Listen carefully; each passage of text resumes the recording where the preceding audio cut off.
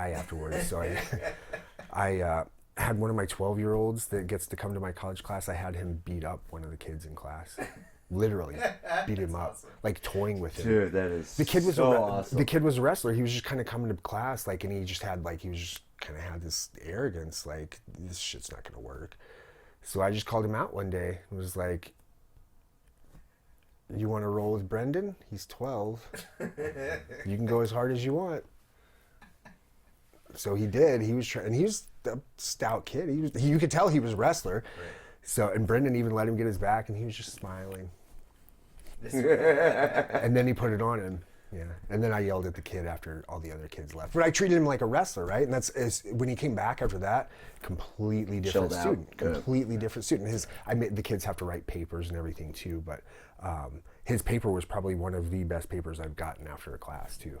Because it just Awesome. it opened his eyes. He was like, I haven't had somebody talk to me that way. Like, I needed that. Like, you put me in my place. I needed to hear that. Like, I was being an asshole, you know. And you're It's right. amazing that it's amazing a little bit of mat time can really change somebody's complete look on life, because they really look at it like, what, Yeah. well, yeah, but look at it this way: I'm getting my ass kicked by a 12-year-old. Man, there are people out there that could kill me. Yeah. I mean, it's funny that you look at the jiu-jitsu community, you look at the wrestling community, any grappling community.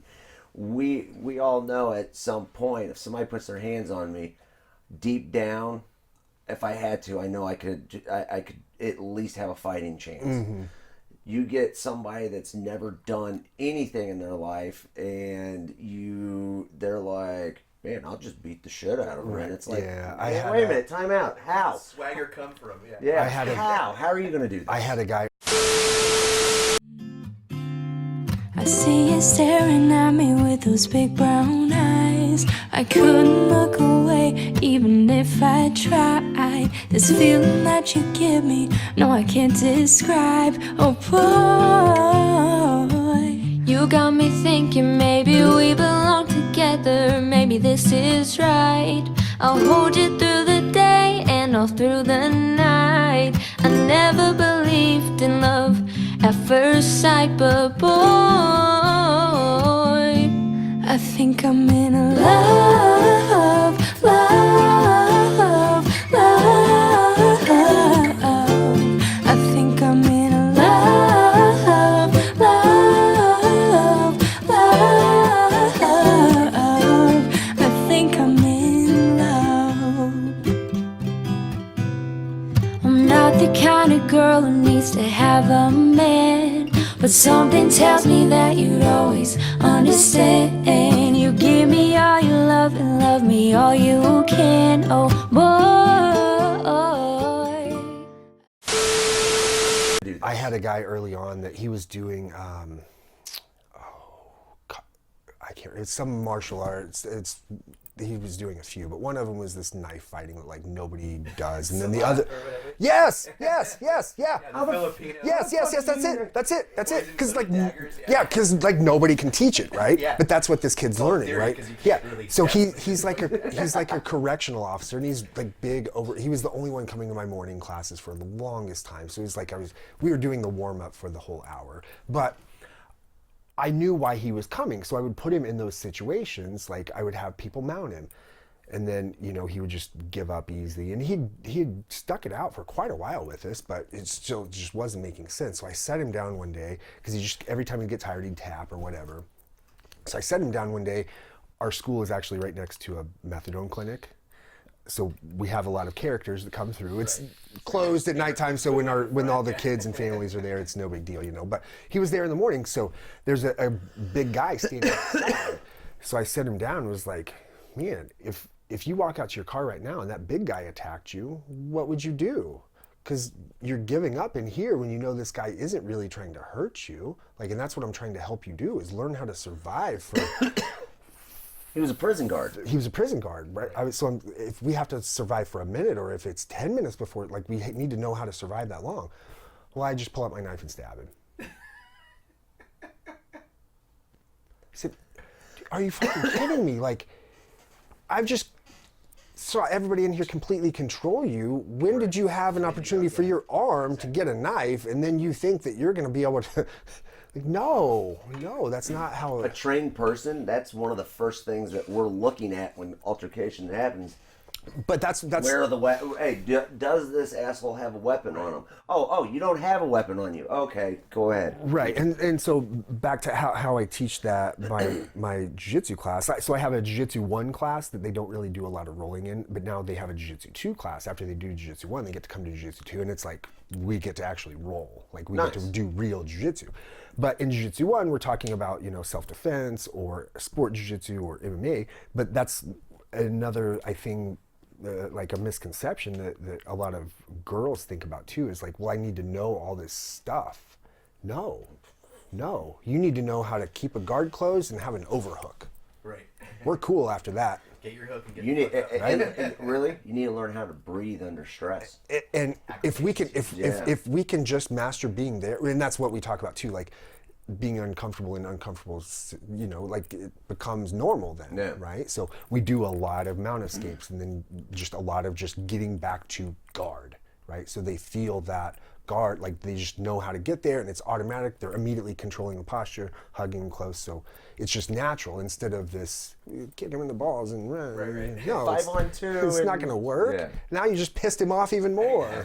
Well, 'cause Right you now, can yeah, right, What do you do? yeah, and that's what I tell them too. Like, You don't stop. and I have to be careful because it's this private little Catholic college, but I just have to tell, like, it's not going to stop a guy if you hit him in the groin. Like, it's not. So it's going to make him mad, and he's probably going to hit you now. Whereas maybe before he wasn't going to hit you. Is going to turn really violent. Right? Maybe before he wasn't going to hit you. Maybe he was only going to try to strangle you. And we can continue our guard work and get better and learn what to do if he does start trying to strangle us. But if we simply know how to get overhooks and keep our guard closed, even if he's bigger than us and we can't even lock our legs, we can keep ourselves safe until somebody comes, right? Even if it's just keeping ourselves calm so we can scream, right? Yeah. No, that's, I mean... And just little things too, pushing the, things that work. But anyways, controlling your body. Right, Really, it's right. you're learning how to do things with your own body. Because look at it this way, they're taking away PE now. They're taking away a lot of things that I know us growing up we had, like home ec and all that's that. so my class was a pilot class for 3 semesters. You basically get 3 semesters as a trial run, and then it goes to the board and they vote on it, whether it's going to be approved to be like an actual catalog course, and it gets its own number, this whole thing. So how nobody knows what the hell jiu-jitsu is, so I started having them write a paper at the beginning of the semester. They have to write a page paper. Why are you taking this class because you have to get your grades up to be eligible for football next year? Yeah. Is it because this was the only one that fit you? I don't care what it is. I want to know, is it because you've done a martial art before and this was the only one that's offered? Is it because you watch it? Whatever it is, let me know, right? So then at the end of the semester, I have them write a paper. What are your thoughts of jiu-jitsu now after 8 weeks? Right? So that's all I had to give them. I gave them like 20 papers, because that's how big my class is 20 every semester. And that's my class filled up faster than any other class on campus. Wow. It was crazy. The seniors, the first semester I offered it, only seniors got to take it because they get to register 24 hours before everybody else. So only seniors got to. It was awesome. Like the fastest class to fill up, all 40 spots gone.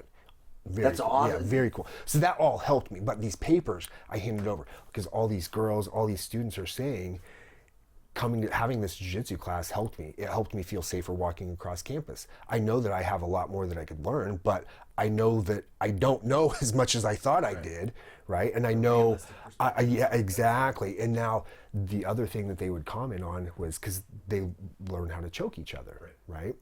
They would comment on that helped their anxiety. Right? Because we were always talking about being uncomfortable or being comfortable in uncomfortable situations, right? Walking into a test, walking into a job interview. So that's what they're saying. Coach explaining these things to me and me feeling somebody trying to strangle me, I walked into my final and it was no Much big deal. worse things I'm just could happen. relaxed now, right? Because I had this grown person trying to strangle me 30 minutes ago. So now it's just like us. That's why we continue to do jiu-jitsu. It relieves our stress, right? In personal life, but people that don't fight or train or do anything, like just the potential for disagreement raises. Right. Yeah. So like, and you know, I do it with my students too. But I will fuck with people, right? If I see like that you're not, like, I'm gonna kind of get you, because I'm that way too, right? And like, you were jokingly saying I'll do a private with you and not talk to you. Like, I don't talk to people. I don't talk to people. But when I'm on a mat, it's different. Right. When I'm teaching a class, it's different. Like, I'm a completely different person.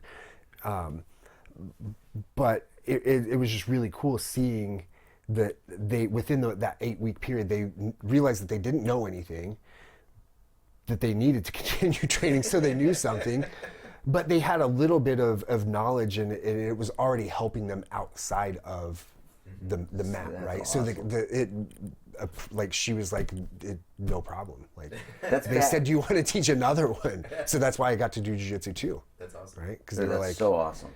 because all of the kids in most of the papers were saying, we wish we could do more. Why is it only 8 weeks? So now my Jiu-Jitsu Tuesday, it's a full semester. So it's like the 8-week class is just 1 credit hour, you know?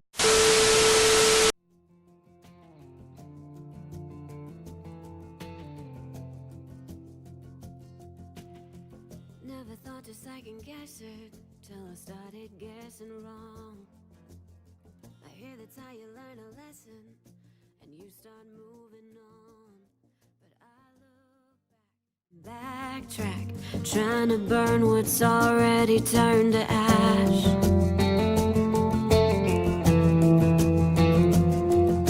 I let you right back in my life like you never walked out.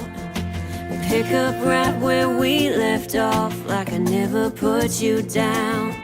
And I'll lie, say that I tried, but that all went to hell when you came around. And I get you